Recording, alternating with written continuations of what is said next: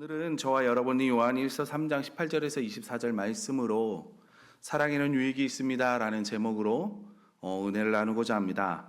여러분 가끔 그런 경험 있지 않으십니까? 뭐냐면 내가 어떤 것에 대해서 굉장히 열심을 가지고 있고요, 그것을 꼭 해야 하는 줄을 아는데 정작 그것을 하면 뭐가 좋은지에 대해서, 그리고 설명하라고 하면 못하는 것들이 있거든요. 대표적인 것이 아마 복음일 것입니다. 여러분 복음 정말 많이 들으셨죠?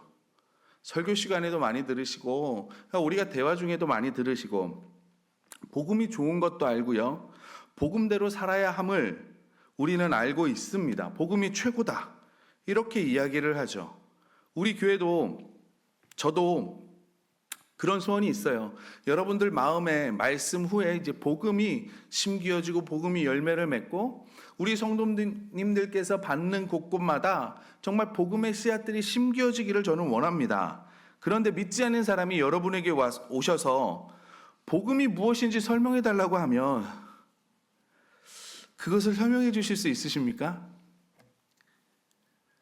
참 어렵죠. 그렇죠? 많은 생각이 지금 샥 이렇게 지나가실 겁니다.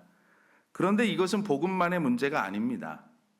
여러분, 사랑이 무엇입니까? 사랑. 우리가 사랑해야 하는 것도 알고요, 우리는 하나님께서 말씀하신 사랑의 삶을 살기 위해서 노력해야 되는 것도 알고 우리는 노력도 합니다. 그러나 우리가 사랑을 하면 좋은 점은 무엇인지에 대해서 설명해 달라고 하면 여러분 설명해 주실 수 있습니까?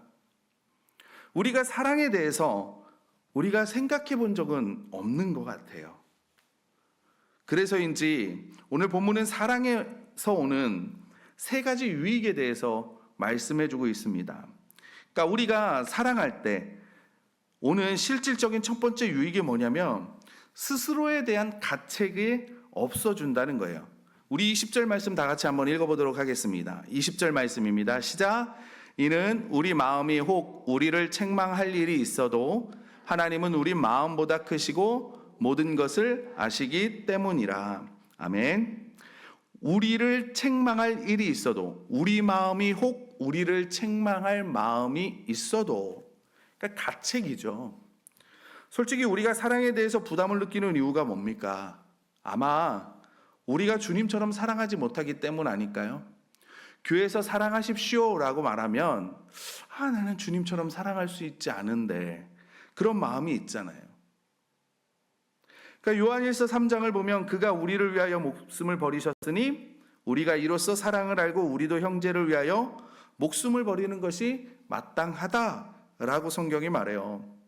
그러니까 성경에서는 모든 것을 지키라고 얘기하고 있는데 나는 예수님처럼 살지도 못하고 마음속에는 아직도 죄가 있고 내 마음속에는 아직도 사랑이 아니라 미워하는 사람도 있고요.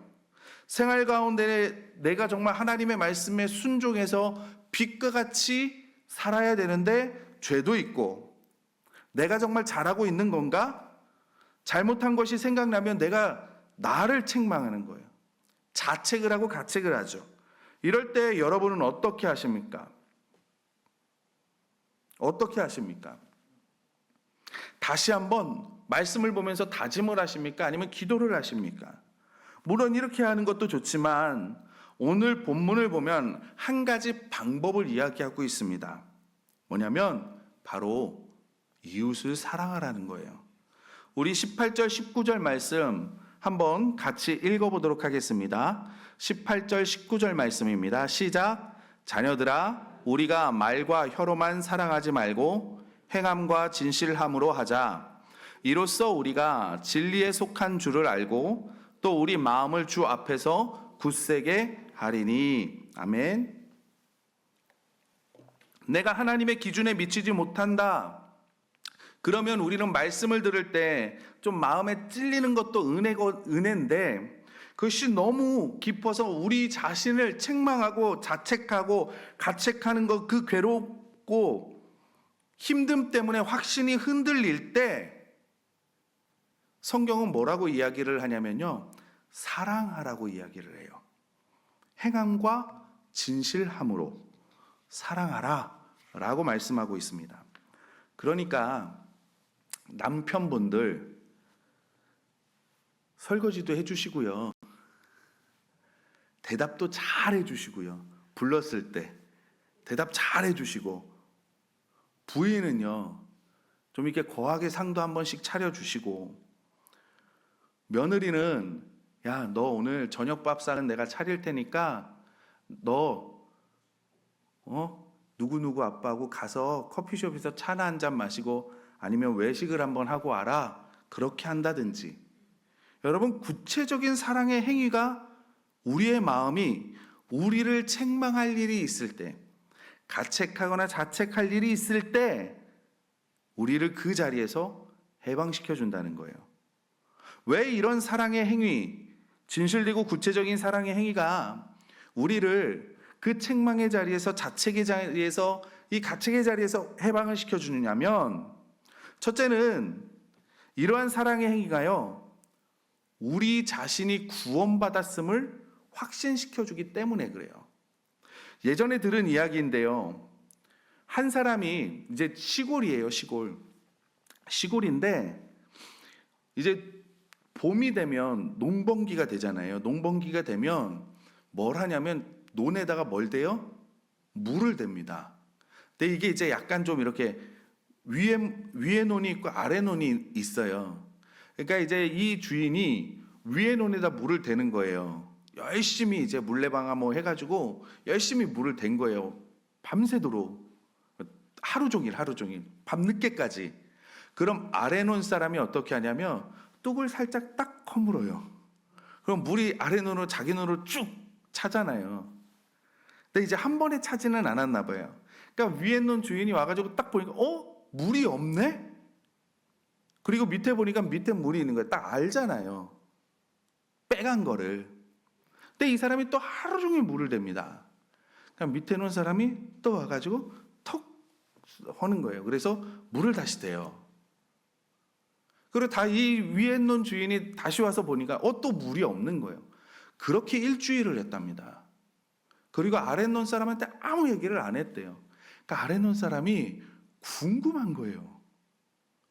도대체 왜 나한테 아무 말을 안 하지? 분명히 내가 한 걸 알 텐데 왜 아무 말을 안 하지? 그리고 찾아갔대요, 집을 찾아가지고 나와보라고. 그 여차저차 설명을 쭉 했답니다. 그러면서 왜 아무 말을 안 하냐고. 그러니까 그 사람이 한마디 딱 하고 들어갔대요. 나 예수 믿는 사람입니다. 그리고 들어갔다는 거예요.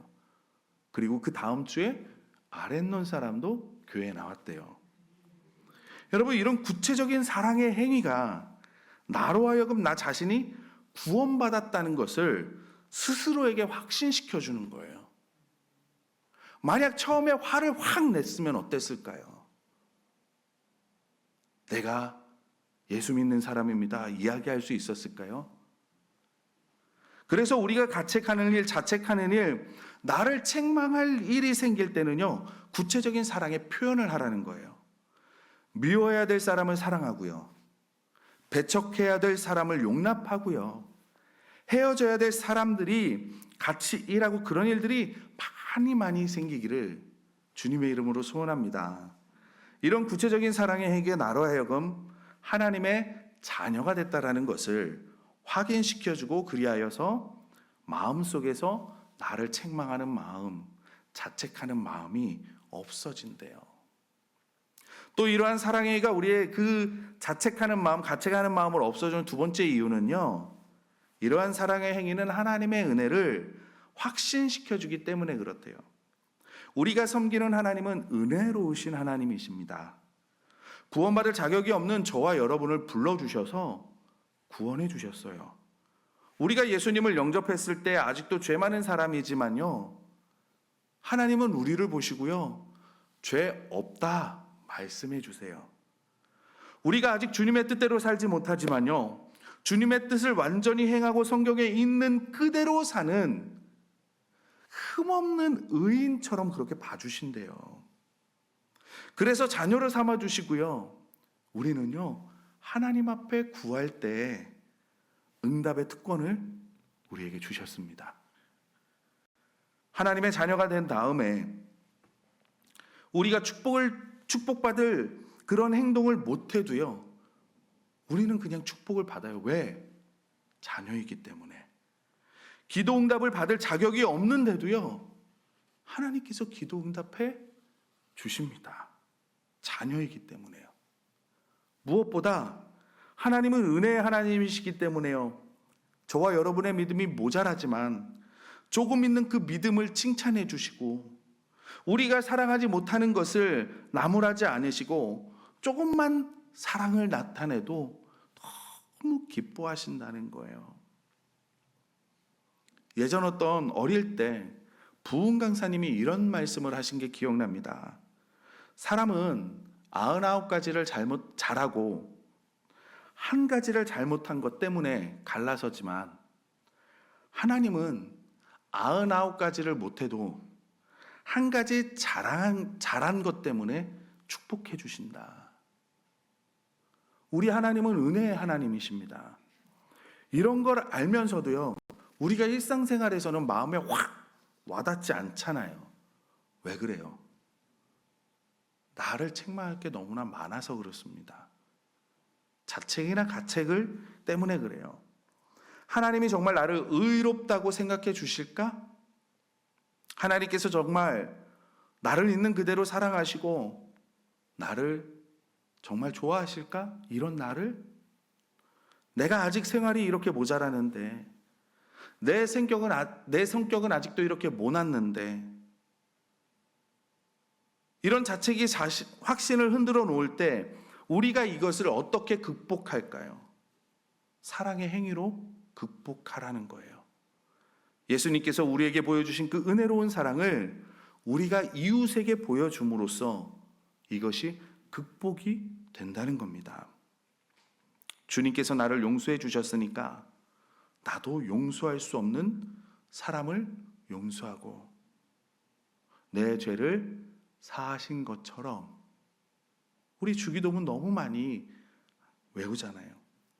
하나님께서 주시는 사랑은 은혜의 사랑이니까 다시 만날 일이 없는 사람에게 친절히 대해주고, 그래서 가끔 집사람이 저에게 그래요. 인사는 잘한다고.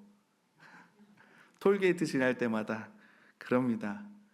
갚을 능력이 없는 사람에게 도움을 주고, 은혜의 사랑을 실천할 때 그리스도의 은혜의 사랑이 우리 마음에 와닿는 거거든요. 그래서 20절에서 이렇게 말하는 거예요. 이는 우리 마음이 혹 우리를 책망할 일이 있어도 하나님은 우리 마음보다 크시고 모든 것을 아시기 때문이라. 행함과 진실로 사랑할 때 진리의 다음을 알게 되고 하나님의 마음의 확신을 갖게 되는 겁니다. 그 이유는 하나님이 우리의 마음보다 크시고 또 우리의 모든 것도 다 아시기 때문이에요. 하나님께서는 우리의 동기를 보시는 은혜의 하나님이시다라는 것을 우리가 행함과 진심으로 사랑할 때 알게 되거든요.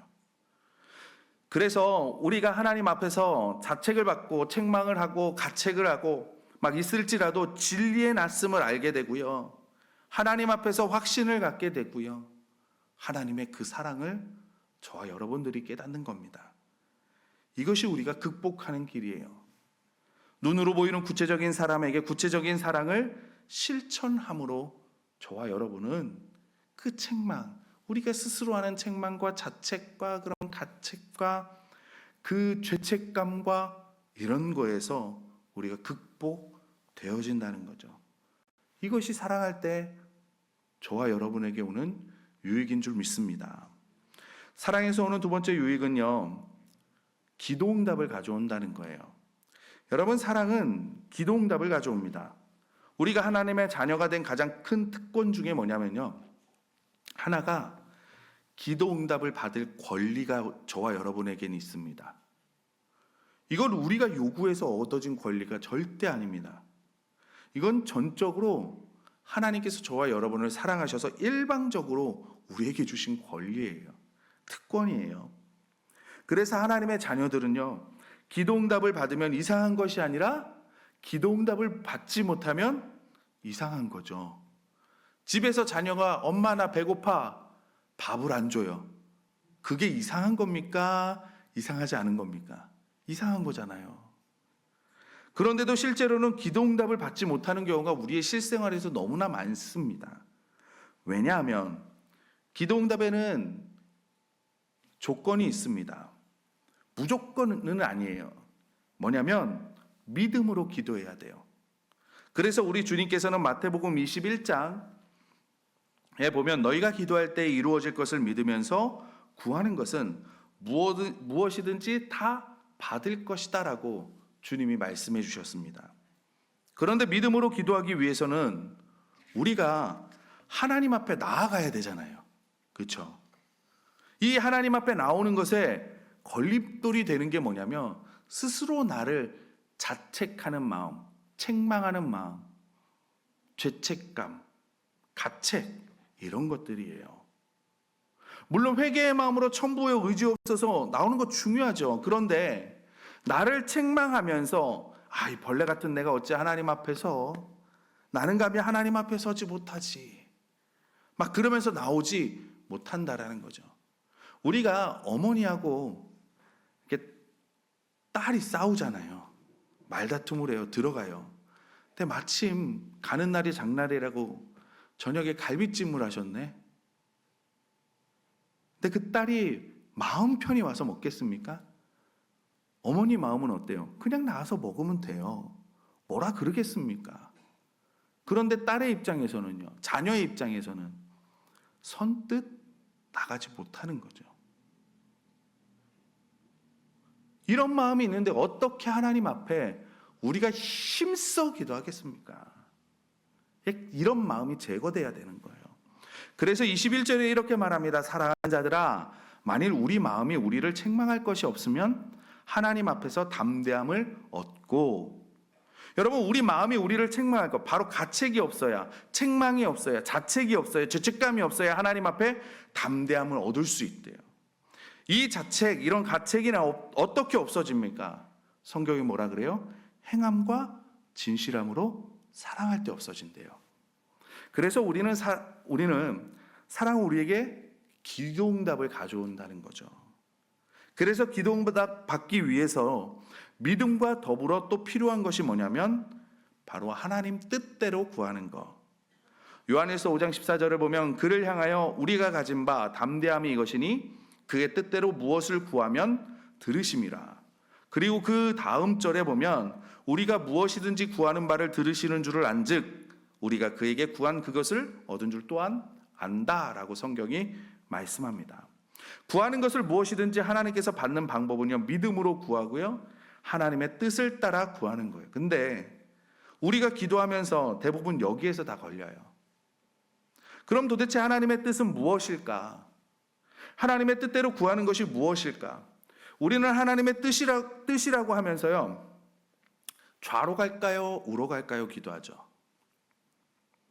하나님 이걸 어떻게 선택해야 합니까? 저걸 어떻게 할까요? 하나님 가르쳐 주십시오. 우리가 이렇게 고민하잖아요. 진로 문제를 놓고 이 학교를 가야 할까? 저 학교를 가야 할까? 수시로 가야 할까? 정시로 가야 할까?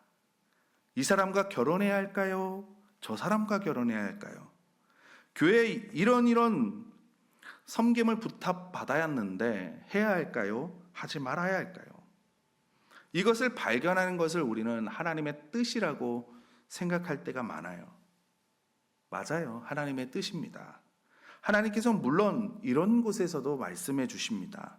그러나 하나님 뜻대로 구해야 한다라는 말을 할 때에는 이런 것만 말하는 것은 아닙니다. 23절, 우리 오늘 본문 말씀 23절 다 같이 한번 읽어보도록 하겠습니다. 23절입니다. 시작. 그의 계명은 이것이니 곧 그 아들 예수 그리스도의 이름을 믿고 그가 우리에게 주신 계명대로 서로 사랑할 것이라. 아멘. 하나님의 뜻이 뭐라고 얘기를 해요? 계명은 이것이니 곧 그 아들 예수 그리스도의 이름을 믿고 그가 우리에게 주신 계명대로 서로 사랑하는 것입니다. 계명이 뭐래요?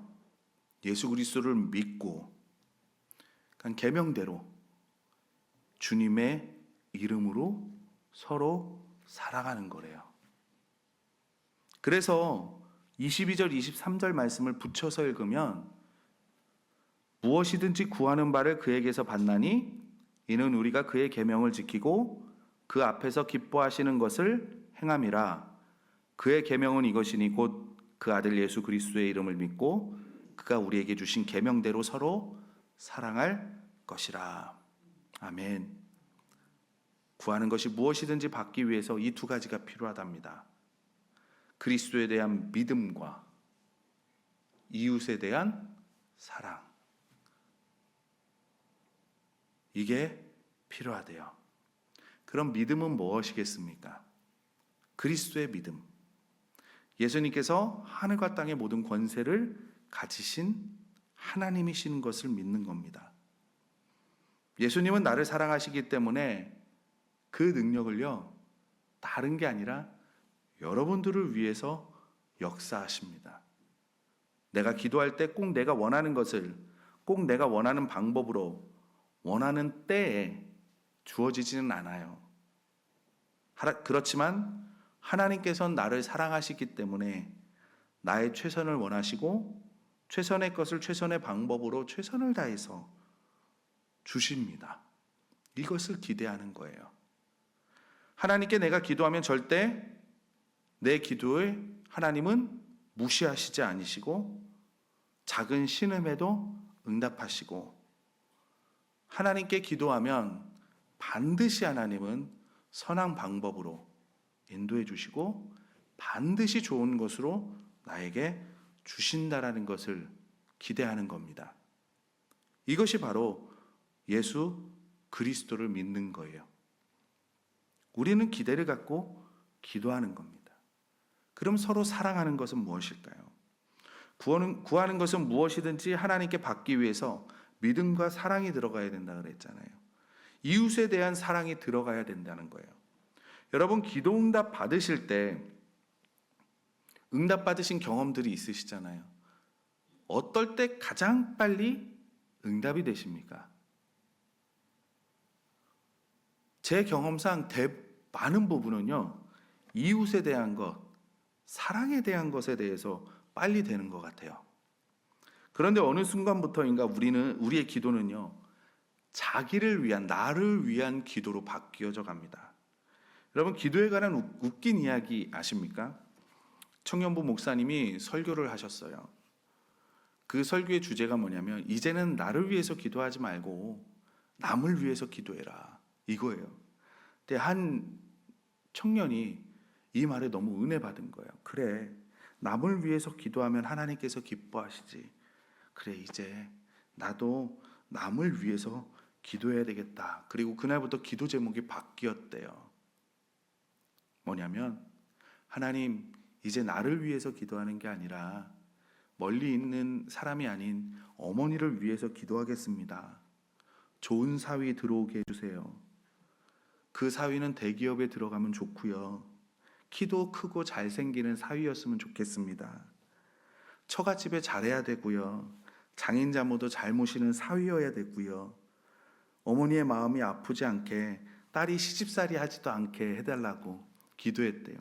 이게 도대체 어머니를 위한 기도입니까? 자기를 위한 기도입니까? 그런데 우리가 많은 부분에서 이런 기도를 하지 않습니까? 우리 교회가 목장 초창기 때 목장을 하다 보니 목장 모임을 해야 되고 거실이 적어서 너무 불편했대요. 그래서 그 작은 거실에 모여 목장 모임을 하는데, 이게 목자님들이 마음의 소원이 뭐냐면, 거실이 넓은 집, 방이 넓은 집이 아니라 거실이 넓은 집을 갔으면 좋겠다, 이사 갔으면 좋겠다. 왜냐하면 이 목장 모임을 하는데 좀 여유롭게 사람들이 오랜 시간 있어도 편할 수 있게 그랬으면 좋겠다, 그런 마음이 들더라는 거예요. 그리고 기도를 하는데 하나님께서 사람을 보내주셔서 집을 보게 하시고 계약을 하게 하시고, 여러분, 이런 간증 우리 교회 안에도 있잖아요. 그것이 참된 동기라면 여러분, 하나님께서 안 들어주시겠습니까? 하나님께 구하는 것은 무엇이든지 받기 위해서는 우리의 기도에는 예수님에 대한 이런 믿음이 있어야 되고 이웃에 대하여서는 사랑이 있어야 되는 줄 믿습니다. 그러면 저와 여러분들이 무엇이든 기도하든 하나님께서 들어주시는 줄 믿습니다. 영적인 거, 정신적인 거요, 물질적인 거요, 다 들어주시는 줄 믿습니다. 교회에 관한 거요, 가정에 관한 거요, 직장 자녀에 관한 거요, 다 들어주실 줄 믿습니다. 사람과의 관계, 이 모든 것까지도 하나님은 다 들어주시는 줄 믿습니다. 우리가 그리스도를 믿고 서로 사랑하면서 사랑을 실천해 보기 위해 하는 이 기도, 하나님은 다 들어주신다 말씀하십니다. 그래서 18절에서 자녀 여러분, 우리는 말로나 혀로만 사랑하지 말고 행함과 진실함으로 사랑합시다. 이것이 구하는 것은 무엇이든 하나님께 받는 비결이기 때문에 그렇대요.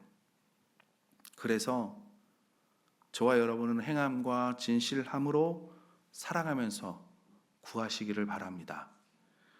또 사랑에서 오는 구체적인 세 번째 유익은 사랑은 성령의 열매를 맺게 해요. 교회 좀 다녀보면 우리 성령의 열매에 대해서 너무나 많이 듣잖아요. 갈라디아서 5장의 말씀. 성령의 열매는 사랑과 희락과 화평과 오래 참음과 자비와 양선과 충성과 온유와 절제, 이렇게 9가지 열매가 있잖아요. 우리는 성령의 열매를 맺고 싶어 합니다. 이 예배 드리는 분 중에서 성령의 열매 맺기 싫어하시는 분 계십니까? 다 아마 성령의 열매를 맺고 싶어 하실 거예요. 참 사랑하는 사람이 되고 싶고요. 이웃과 기쁨을 나누는 사람이 되기를 원하고요. 이웃과 다투고 싶어하는 사람이 어디 있겠습니까? 다 평화롭게 살고 싶지. 인내하고 친절할 수 있는 그런 사람이 다 되기를 원하는 줄 저는 확실합니다. 신실한 삶을 살고요. 온유할 수 있고 절제할 수 있는 이런 삶을 다 원한다고 저는 믿어요. 그러나 성령의 열매를 맺어야 된다고 하지만 그것이 결코 쉽지 않은 거라는 것 또한 삶의 경험으로 아실 겁니다. 그러나 성경은 우리에게 그 답을 제시해 주고 있어요. 성령의 열매를 맺고 싶니? 그러면 행함과 진실함으로 사랑하라는 거예요. 24절은 이렇게 말합니다. 그의 계명을 지키는 자는 주 안에 거하고 주는 그의 안에 거하시나니 우리에게 주신 성령으로 말미암아 그가 우리 안에 거하시는 줄을 우리가 아느니라. 아멘. 그리스도의 계명이 무엇입니까? 내가 너희를 사랑한 것 같이 서로 사랑하라는 거예요. 그래서 그리스도의 계명을 지키는 사람은요, 그리스도 안에 있고 그리스도께서도 그 사람 안에 거하신답니다. 근데 이 말 너무 많이 들으셨죠? 어디서요? 요한복음 15장에서요. 나는 포도나무요, 너희는 가지니 사람이 내 안에 머물러 있고 내가 그 사람 안에 머물러 있으면 그 사람은 많은 열매를 맺는다. 사람이 내 안에 머물러 있고 내가 그 사람 안에 머물러 있으면 그는 많은 열매를 맺는데요. 성령의 열매를 맺는 비결을 말씀해 주셨습니다. 우리가 그 안에 있고 그가 우리 안에 계시는 겁니다. 그럼 어떻게 예수님께서 우리 안에 있고 우리가 예수님 안에 거하십니까? 24절 말씀을 잠깐 보면요. 그리스도의 계명을 지키는 사람은 그리스도 안에 있고 그리스도께서도 그 사람 안에 계십니다. 그리스도의 계명을 지키는 사람, 내가 너희를 사랑한 것 같이 너희도 서로 사랑하라. 이 계명을 지키는 사람에게는 내가 그 안에 있을게. 그리고 그도 내 안에 있을 거야. 이런 사람은 요한복음 15장에서 많은 열매를 맺을 거야. 그걸 갈라디아서에서 보면 성령의 열매를 맺는다. 그래서 우리가 성령의 열매를 맺기 원하면요, 행함과 진실함으로 살아가시면 됩니다. 진실 대 구체적인 사랑, 우리의 마음의 자책이나 죄책감이나 우리의 책망, 우리가 스스로 우리를 책망하는 것, 그 마음을 없애줘요. 진실된 행함의 사랑을 기도응답을 가져옵니다. 우리의 삶에서 성령의 열매를 맺도록 도와줘요. 그래서 우리가 이웃을 사랑해야 되는 겁니다. 행동을 옮기는 그 사랑이 반드시 큰 것일 필요는 없습니다. 거창한 거요. 그것 때문에 우리가 못하는 거거든요. 그러나 구체적으로 작은 것이라도 실천하는 거예요. 하나님이 여러분에게 보여주시는 사랑의 귀함을 놓치지 않으시고, 사랑하면 그 작은 사랑으로 인해서 기뻐하시는 줄 믿습니다. 행함과 진실함으로 사랑하는 사랑은 멀리 주어지는 것이 아니라요, 바로 내 가까이에 있는 거예요.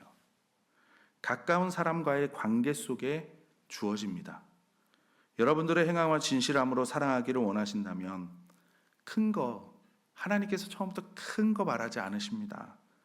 주님 앞에서, 주님, 제가 사랑해야 할 만한 사랑 알게 해주시고, 그 사랑이 있을 때, 그 사랑을 해야 되는 것이 보여질 때, 깨달아질 때 내가 그 사랑을 나타나게 해주십시오라는 결단하는 마음, 그리고 작은 것에서 실천하는 그것이 주님이 우리에게 원하시는 마음입니다. 여러분과 저는요, 생각으로만 사랑하지 말고요, 말로 혀로만 사랑하지 말고요, 특별히 여기 오랜만에 남편분들 많이 오셨는데 생각으로만 사랑한다고 하지 마십시오. 사랑은 표현을 해야 됩니다. 행함과 진실함으로 사랑하셔서 사랑에서는 모든 유익을, 사랑으로 오는 모든 유익을 다 맛보시는 저와 여러분들이 되시기를 주님의 이름으로 소원합니다.